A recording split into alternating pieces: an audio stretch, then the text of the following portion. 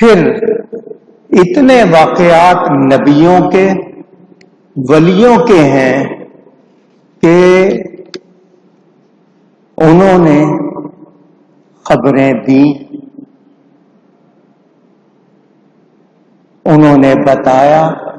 حضرت جبریل امین حضرت مریم کے پاس آئے اور آ کے کہا میں اس لیے آیا ہوں کہ تجھے ایک ستھرا بیٹا عطا کروں۔ یہ واقعہ بھی آپ سنتے رہتے ہیں۔ حضرت سلیمان علیہ السلام کے بارے میں اور دیگر انبیاء کرام کے بارے میں ہمارے پاس خبریں موجود۔ بدر کے میدان میں نبی پاک ایک دن پہلے نشان لگا رہے ہیں، کل فلاں کی لاش یہاں ہوگی، فلاں کی لاش یہاں ہوگی۔ تو کس نے بتایا؟ اللہ نے بتایا۔ وہ اللہ تعالی کے بتانے سے جانتے۔ میرے دوستوں اور بزرگوں،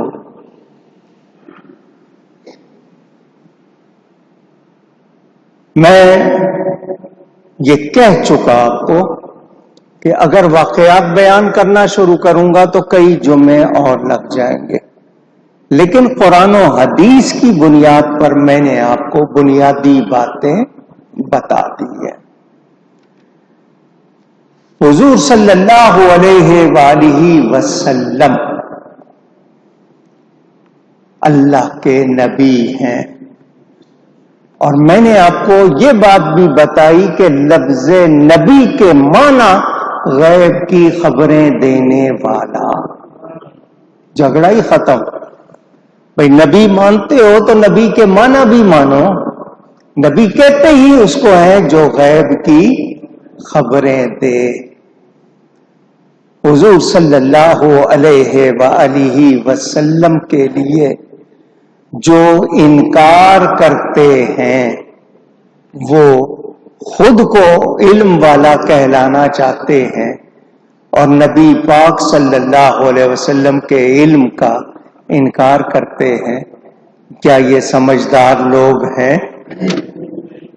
وہ جن کو جاننے کا نام علم ہے انہی کا انکار کر رہے ہو۔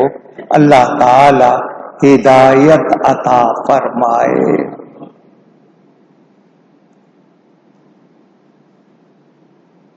تفسیروں میں، کتابوں میں متعدد واقعات۔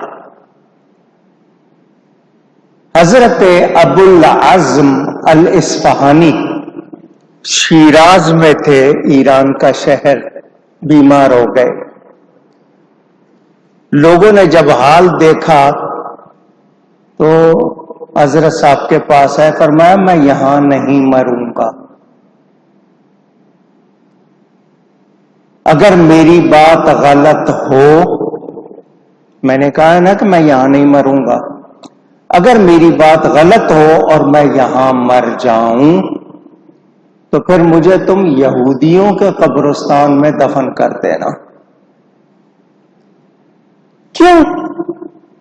کہ میں نے اللہ تعالی سے وعدہ لیا ہے کہ میری موت طرطوس شہر کا نام ہے وہاں ہو، اور میں طرطوس میں ہی دفن کیا جاؤں۔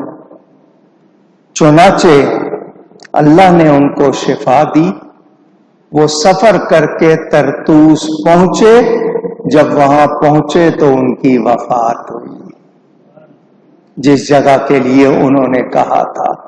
پہلے ہی بتا دیا کہ میری موت کہاں ہوگی۔ ایک نوجوان طواف کر رہا تھا، کعبے کا طواف کر رہا تھا۔ طواف کرتے ہوئے وہ جو دعائیں کر رہا تھا، جو اللہ سے باتیں کر رہا تھا، وہ ایک بزرگ جو وہ طواف کر رہے تھے وہ بھی سن رہے تھے۔ جب طواف پورا ہو گیا تو انہوں نے اس نوجوان سے کہا تو کیا باتیں کر رہا تھا؟ اللہ سے ایسے باتیں کرتے ہیں؟ اس نے کہا تم نے مجھے روکا ہے، مجھ سے پوچھا ہے، تو سنو، یہ میں تم کو پیسے دے رہا ہوں، یہ پیسے رکھ لو، کل اسی جگہ میں مروں گا، کل طواف کرتے ہوئے اسی جگہ میں مروں گا، تو یہ میں پیسے دے رہا ہوں، اس سے میرے کفن دفن کا انتظام کر لینا۔ میں اس کو دیکھ رہا تھا، جوان، خوبصورت، مجھے بڑی تڑپ رہی۔ اگلے دن میں نے اس کو دیکھا طواف کرتے ہوئے، وہ طواف کرتے کرتے گرا اور اس کی روح پرواز کر گئی۔ میں نے اس کے کہنے کے مطابق اس کے کفن دفن کا انتظام کیا۔ جب قبر بن گئی اس کو لٹا دیا گیا، مٹی ڈالی جانے لگی، تو میں نے ایسے ہی ایک کنارے سے اندر جھانکا تو وہ جاگ رہا تھا، اس کی آنکھیں کھلی ہوئی تھی۔ تو میں نے کہا تم مرے نہیں ہو؟ اس نے کہا میں اللہ کا پیارا ہوں، اللہ سے پیار کرتا ہوں، اور اللہ سے پیار کرنے والے مرتے نہیں ہیں۔ اب یہ واقعہ بھی کتابوں میں موجود۔ میں نے کہا نا، واقعات کی ایک تفصیل، تو ہم یقین رکھتے ہیں کہ اللہ تعالی کے بتانے سے اس کے حبیب پاک صلی اللہ علیہ وسلم نے ہمیں خبریں دیں، پہلے نبیوں کی، جو ہو چکا، جو ہونے والا ہے، اللہ کے بتانے سے نبی پاک نے ہمیں بتایا، اور اللہ کے بتانے سے نبی جانتے ہیں۔ میں مسجد میں بیٹھا ہوں جمعے کا دن، قرآن شریف میرے سامنے، اپنے پیر و مرشد سے یہ جملہ میں نے سنا، ان کے حالات میں لکھا ہوا ہے، ان کے مریدوں سے بھی سنا۔ حضرت صاحب فرماتے تھے، حضرت صاحب کرما والے، گنج کرم پیر سید محمد اسماعیل شاہ صاحب بخاری، 1966 میں حضرت کا وصال ہوا۔ وہ فرماتے تھے قیامت کا میں دعویٰ نہیں کرتا، اس کے سوا میرے رب نے مجھ سے کچھ نہیں چھپایا۔ نبی پاک کی اولاد 14ویں صدی میں، تو پھر آگے جو بزرگ ہوئے ان کی کتنی شان، اور لوگ نبی کے بارے میں شک کریں تو یہ شک کرنے والے سچے مومن نہیں۔ تفسیر روح البیان لکھنے والے علامہ اسماعیل حقی رحمت اللہ تعالی علیہ، وہ فرماتے ہیں کہ ان کے پیر و مرشد نے اپنی تحریروں میں 20 سال پہلے، اپنی وفات سے 20 سال پہلے بتا دیا تھا کہ میری وفات کب ہوگی۔ کہتے ہیں چنانچہ ایسا ہی ہوا، ایسا ہی ہوا۔ تو پھر اور فیصلہ ہفت مسئلہ، دیوبندی علماء اپنا پیر و مرشد مانتے ہیں یا کہتے ہیں حضرت حاجی امداد اللہ صاحب مہاجر مکی کو رحمت اللہ علیہ۔ وہ بڑے عالم بزرگ مکہ مکرمہ چلے گئے تھے، یہ لوگ ان کو اپنا پیر و مرشد کہتے ہیں، یہ علماء دیوبند۔ اب کہتے ہیں یا مانتے ہیں اللہ جانے، کہتے ضرور ہیں، لکھا بھی ضرور ہے۔ وہ حاجی صاحب فرماتے ہیں، خود انہوں نے لکھا کہ نبیوں کی تو بڑی شان ہے، اللہ تعالی اپنے بندوں کو، اولیاء کو بھی اتنے غیوب یعنی خبریں دیتا ہے غیب کی جو مخفی نہیں ہے. مطلب یہ نہیں کہ یہ بات مخفی نہیں لوگوں سے کہ کتنے اولیاء کو بھی اللہ غیوب سے آگاہ فرماتا ہے. ان کے گھر کی گواہی. اور تفسیر عثمانی کا حوالہ میں آپ کو سنا چکا. شبیر احمد صاحب عثمانی نے لکھا کہ یہ نبی ہر قسم کے غیوب کی خبریں دیتا ہے.